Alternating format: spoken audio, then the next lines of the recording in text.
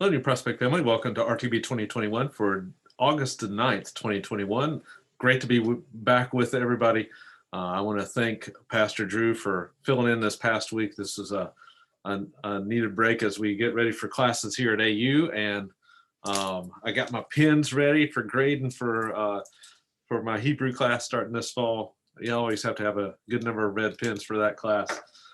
So we're looking forward to getting things started up here at AU, and I'm looking forward to meeting the new students that we'll have coming in. So be in prayer for all the new students and for the returning students as well.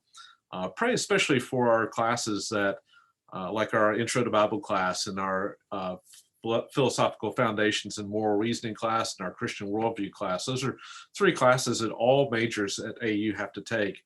And it really is a great opportunity for those students who may be going into business or teaching or graphic design or any number of different majors. We have a new engineering major.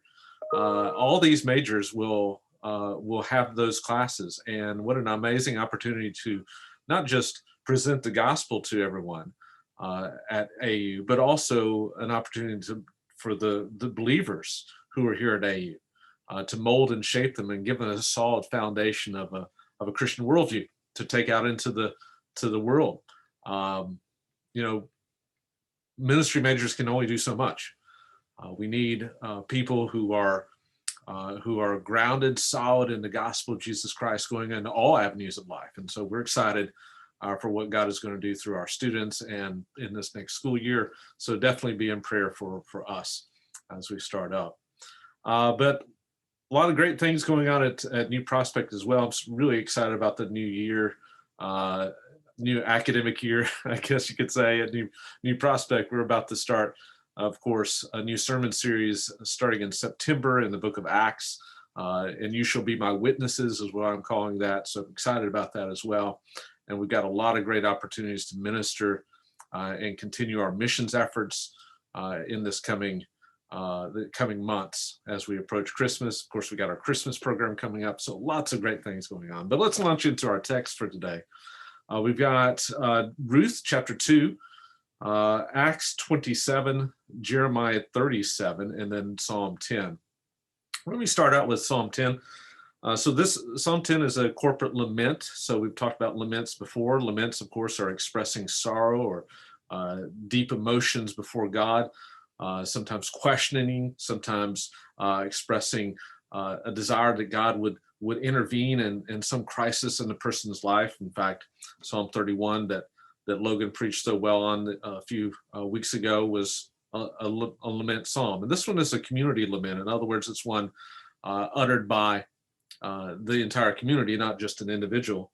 And what I love about this psalm, it talks about the wicked and how they're prospering and asking God to act. But one of the things to pay attention to is the language of the psalmist as you read through these psalms.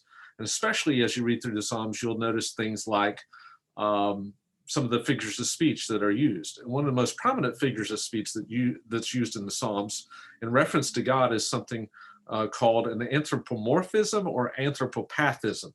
So anthropomorphism is referring to the form, anthro referring to man or humanity. So human form, God having a human form. Anthropopathism is God having human passions. And notice those things, especially in this psalm. Notice, for instance, in verse 12, it says, "Arise, O Lord." I mean, that's something that humans do. God is spirit, so he's not necessarily arising, but in a physical way. So why is the psalmist asking for God to arise in that way? But it's the movement of a human who is about to do something. So he's asking God to do something on behalf of his situation, or in this case, the community situation. Then notice in that same verse, in verse 12, lift up your hand. Do not forget the afflicted. Lifting up your hand, of course, the hand would be the means of doing something, often a symbol of power, right? The right hand of the king, for instance, as God is even called king in verse 16. So he's asking for God to make an initiative and do something on his behalf. and the behalf of the afflicted. Again, forgetting, he's asking not for forget. Remember that remembering is calling something to mind in order to act on it. To forget would be not to act on it. So he's asking in verse 12 for God to act. And then you have, of course, another reference to hand in verse 14. You have, a beautiful one in verse 17. You will strengthen their heart. You will incline your ear. Not a beautiful picture. You can almost see God leaning down and inclining his ear to his people, drawing near through hearing. So God's nearness is stressed here. God's hearing is stressed here. His responding is stressed here. And this is what the psalmist desires. And this is what the community desires. Those who are being afflicted, they desire God to act in this way and to hear in this way. And we know he would not ask if God wouldn't do it. And that is exactly the faith of the psalmist. And that's our faith as well, that God hears, he responds, and he's powerful, and he's concerned, and he will act on our behalf, the behalf of those who are afflicted. So beautiful psalm here. Let's move on to Jeremiah 37. Now, this is a new section in Jeremiah, going through Jeremiah 37 through 39, where these chapters seem to return to the actual Babylonian siege of Jerusalem. So it's a little bit more of a narrative text here, describing what's going on in the life of Jeremiah. And Zedekiah, the last king of Jerusalem, is facing a pretty serious situation here, right? Zedekiah was a rebellious king, not a good king, even though he's a king in the line of David. And he's, again, the last king before the exile, and often is the recipient of the judgment oracles of Jeremiah. So these guys do not get along well. And Zedekiah is so desperate, though, that he's consulting Jeremiah several times in these passages in hopes that he might receive a positive word for the Lord. But instead, Jeremiah continues his warnings that Babylon's going to come in and it's going to destroy it, the city of Jerusalem. Now, the Babylonians apparently had laid siege, and then the Egyptians came from the south, and of course, Egypt, a world power as well, not as powerful as the Babylonians at this time, but they're wanting to kind of defend their turf. And so the Jewish people at the time were probably trusting in, hey, this is a possibility where we might be delivered through the Egyptians, but really they should have been trusting in God all along. And Jeremiah tells them, don't trust in the Egyptians. The Babylonians are going to just defeat them and come back and finish defeating us. Again, we can't imagine what a siege would have been like. If you want to see what a siege would have been like, how brutal it would have been, how much starvation and pestilence and plague and things like that would go on during a siege. And this was a 1.5 year siege of Jerusalem before the final destruction of Jerusalem in 586 BC. If you want to see a picture of that, look at the book of Lamentations, where Jeremiah himself describes some of the things that went on during that siege. And of course, in response to Jeremiah's oracles of judgment here, he is ultimately placed in the prison. So this kind of gives you a picture of Jeremiah as this weeping prophet and much of the suffering that he endured to communicate the message that God had given him to communicate.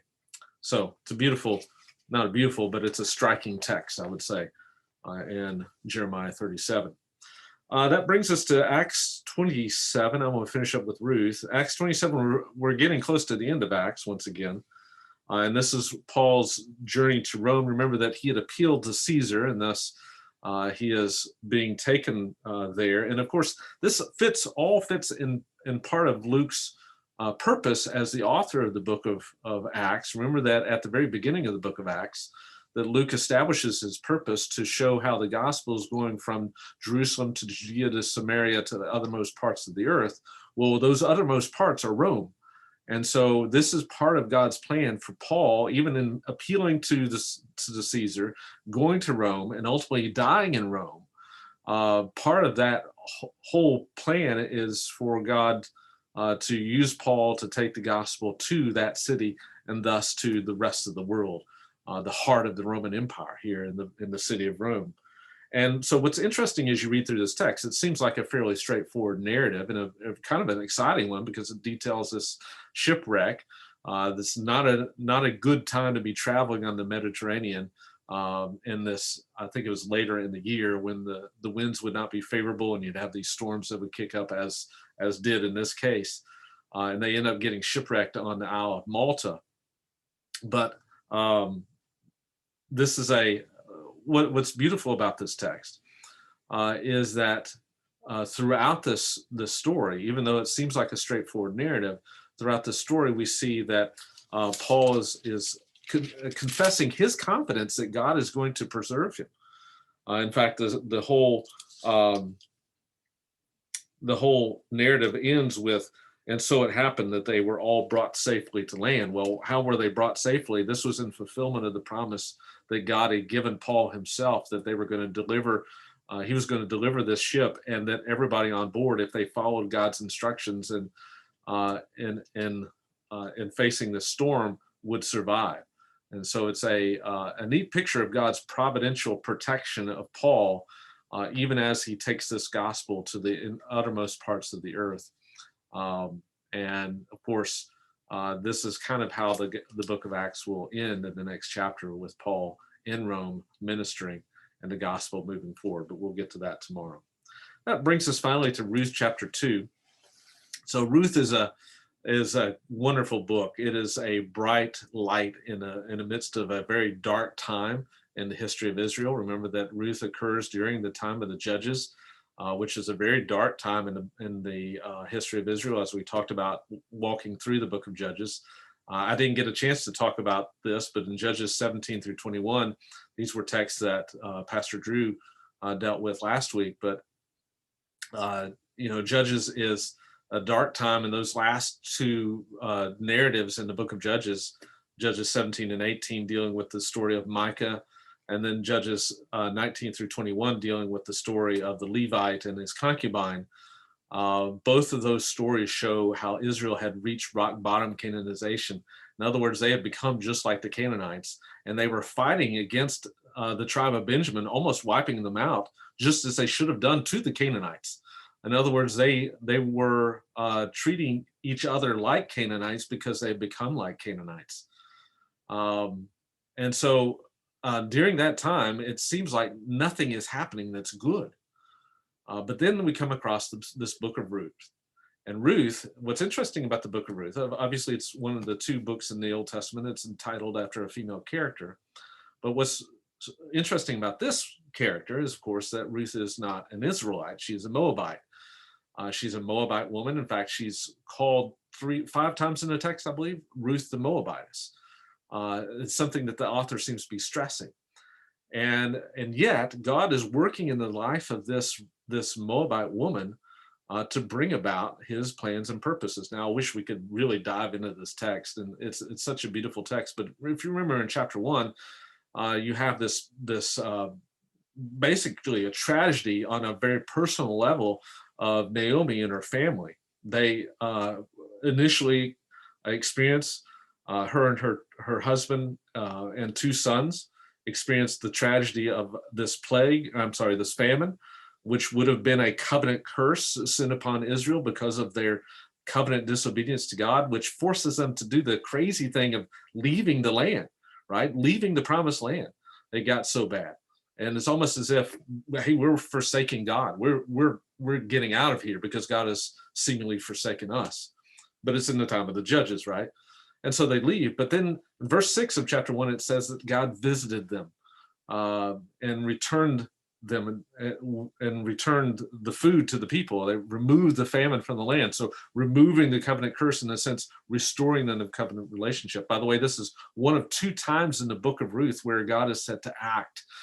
This verse in verse 6 of chapter 1, and then once again in chapter 4, when Ruth is enabled to conceive by the Lord. But in between, everything that happens is God providentially working in this dark time to bring about his plans and purposes. And we'll see what those purposes are tomorrow when we get to Ruth 3 and 4. But ultimately, initially, we see God caring for Ruth and for Naomi by providing for them. They come back to Bethlehem, the hometown of Naomi, and of course they just so happen to come upon the field of Boaz. I think in verse 3 it's her chanced upon the field of Boaz. Well, it's not chance. They were intended to go there. And the very first thing that comes out of Boaz's mouth is a confession of the Lord, a confession of Yahweh. So here's, of all the people she could have run into, she ends up running into Boaz, who is a faithful follower of God, but also Boaz is what is called a kinsman redeemer. And he is one who is a relative of them and thus could redeem, or this is a law called levirate marriage, where if a husband dies and doesn't have any offspring, then the wife could be married to the next closest of kin, typically a brother. But in this case, Naomi is past childbearing years, and so this would be Ruth marrying Boaz. And so he is a possible way of redeeming this family from their desperate situation. But what's interesting is that God is going to be working in this family in such a way that the redemption of them will affect the redemption of us all. In other words, what's going on in this book is not just a nice little story about Ruth and Boaz and their love story. What's going on in this book is that God is working in a dark time to bring about his plans and purposes that will affect you and me, even this day. And so read it with that knowledge. It's a wonderful story. It's a great narrative, and it has its twists and turns and tension and plot and all these different things. But at its heart, it's a story of God's providence, a story of God's ability to work in the midst of a sinful time to bring about his plans and purposes. And we can have faith that he's doing that even today through us. So hope that's encouraging to you on this day, August 9th, 2021. Hope you have a great rest of the day.